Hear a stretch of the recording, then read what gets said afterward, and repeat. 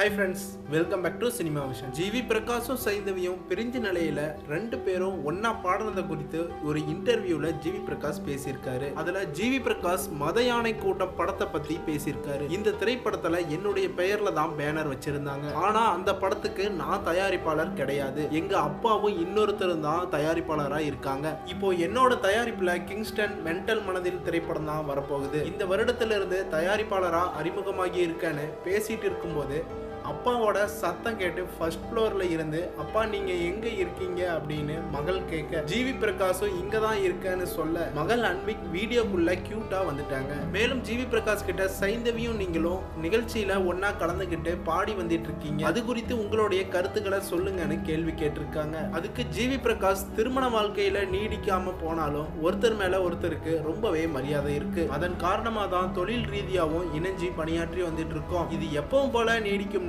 ரொம்பவே கேஷுவலா ஜிவி பிரகாஷ் பேசியிருக்காரு. பலரும் இவங்க பிரிஞ்சு இருந்தாலும் ப்ரொஃபஷனலுக்காக இவங்க ரெண்டு பேரும் ஒன்னா இருக்கிறத பார்க்கவே ரொம்ப அழகா இருக்குன்னு அவங்களோட கருத்துக்களை கமெண்ட் செக்ஷன்ல சொல்லிட்டு வராங்க. இன்னொரு தரப்பினர் குழந்தை அன்விக்குக்காக ரெண்டு பேரும் சேர்ந்து வாழ்ந்தா மேலும் அழகா இருக்கும் அப்படின்னு கருத்துக்களை சொல்லிட்டு வந்துட்டு இருக்காங்க. ஜிவி பிரகாஷ் சைந்தவி பத்தி உங்களோட கருத்துக்கள் என்னங்கறத கமெண்ட் பாக்ஸ்ல கமெண்ட் பண்ணுங்க. சேனலை இப்பதான் ஃபர்ஸ்ட் டைம் பாக்குறீங்க அப்படின்னா கண்டிப்பா சப்ஸ்கிரைப் பண்ணிக்கோங்க.